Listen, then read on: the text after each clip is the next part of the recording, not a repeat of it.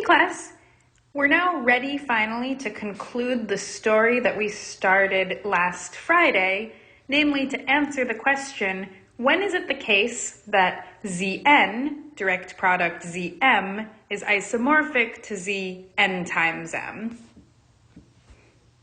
The answer, which I know some of you guessed way back in last Friday's worksheet, is that this is the case if and only if n and m are relatively prime. In other words, if and only if the GCD of n and m is equal to 1.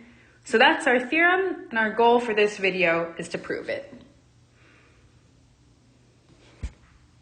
Before we launch into the proof, I want to tell you a fact that we're going to need in the proof.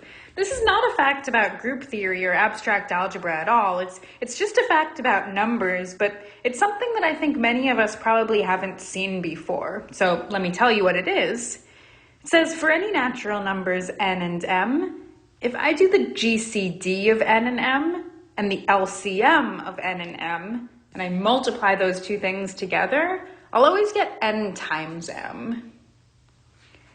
Like for instance, if n were 6 and m were 8, then if I do the GCD of them, so it's the greatest common divisor of 6 and 8, the greatest common divisor of those two numbers is 2. And on the other hand, if I do the LCM of 6 and 8, so that's the least common multiple, I'm looking for something that's a multiple of both 6 and 8, and the smallest of those is the number 24. And if I multiply the GCD by the LCM, so 2 times 24, sure enough, I get n times m, 6 times 8, because 2 times 24 and 6 times 8 are both 48. So check, the fact at least works in that case. And I claim it works in general. Okay, so store that fact about GCDs and LCMs away in your mind, and now let's start the proof of the theorem. So the theorem is an if and only if statement. That means its proof is going to have two parts. In the first part, we'll suppose that Zn plus Zm is isomorphic to Zn times m, and our goal in the end of the day is going to be to prove that the GCD of n and m is equal to 1. And maybe just as a preview, let me point out that because we just saw a relationship between GCD and LCM, then if we can prove something about LCM, that'll tell us about GCD and vice versa. That'll be helpful, and we'll see why in a moment.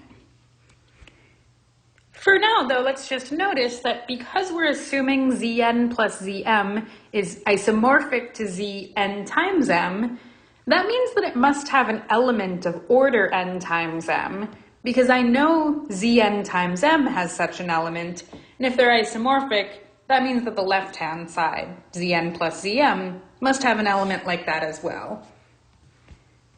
So let me give a name to that element. I'm going to call it a comma b, since it's an element of the direct product. Now what I'm going to do is I'm going to take that element a comma b, and I'm going to add it to itself over and over again, LCM many times. In other words, if I let L be just a shorthand for the LCM of n and m, then I'm going to look at L times a comma b. Again, that means a comma b plus a comma b plus a comma b, and so on, L many times. That, as we saw in the last video, is the same thing as doing a plus a L many times, comma, b plus b L many times. And what does that give me? Well, I claim that that gives me just 0, 0. And why is that? Well, this pair, remember, it lives inside of Zn plus Zm. And so the first coordinate here, that's happening inside of Zn. And the second coordinate, that's happening inside of Zm. On the other hand, L, remember, that's the LCM of n and m. And so in particular, it's the least common multiple. So it is a multiple of both n and m.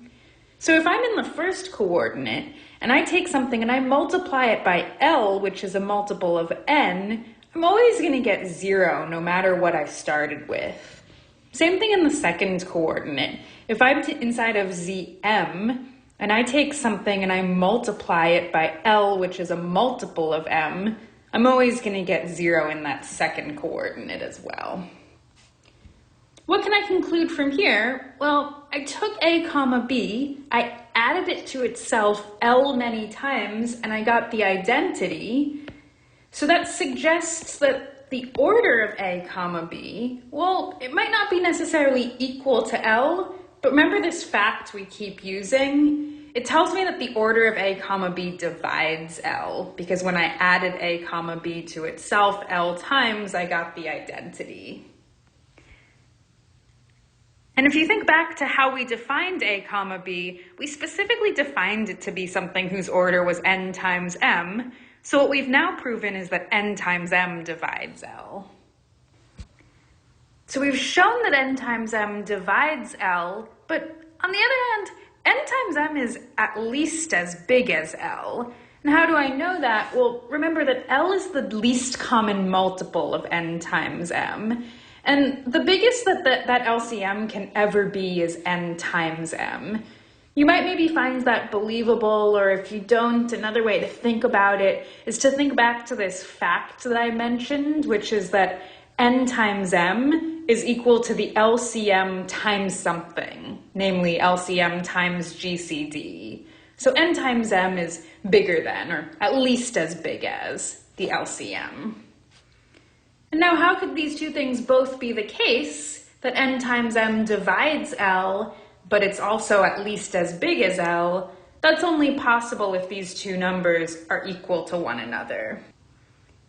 And from here, if you keep in mind that L, again, is the LCM, and use that fact that I mentioned before, which is that n times m is the same thing as GCD times LCM, then I can cancel the LCMs from both sides of this equation, and I get that the GCD is equal to 1.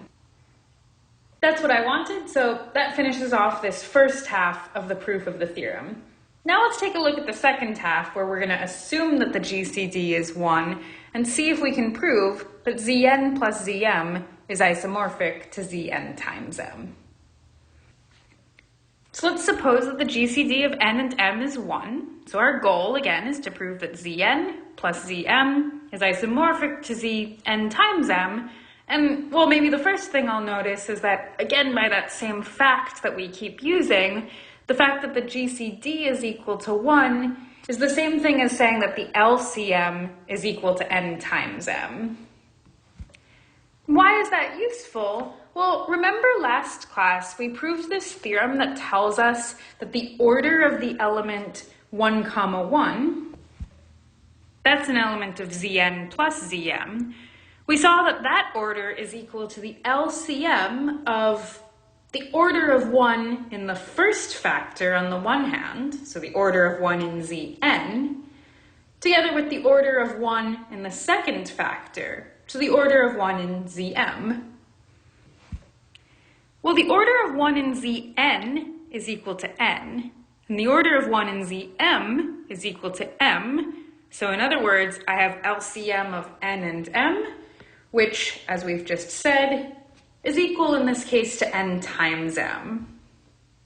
So we've shown so far that the order of 1, 1 in the direct product is equal to n times m. And what does that tell us? Well, since the order of 1, 1 is n times m, if I look at the subgroup that it generates, it has n times m elements, but that's the total number of elements in this whole group. So in fact, the subgroup generated by 1, 1 is everything. That's all of Zn plus Zm. To connect this up to something concrete, you might find it helpful to look back at worksheet 34, which was the worksheet from last Friday, and look at problem 2a. That was a situation where we saw the subgroup generated by 1, 1 being everything. And as we saw in that worksheet, we can use this observation to cook up an isomorphism from Zn times m to Zn plus Zm. Namely, what we do is we send 0 to the identity, 0, 0. We send 1 to 1, 1. And then we send 2 to 1 comma 1 plus 1 comma 1. And, well, I'm out of room, but we would send 3 to 1, 1 plus 1, 1 plus 1, 1, and so on down the line. It's not too terribly hard to check that the phi I've defined in this way is a homomorphism. I'll let you check that on your own if you're interested. And the fact that 1 comma 1 generates our codomain here tells us, moreover, that phi is a bijection, and so in fact it's an isomorphism. So, what have we shown? Well, we've cooked up an isomorphism from Zn times m to Zn plus Zm. That shows that these two groups are isomorphic, which is exactly what we wanted to be true. So that finishes the proof of our theorem. That's all for today's video, so I'll see you in class.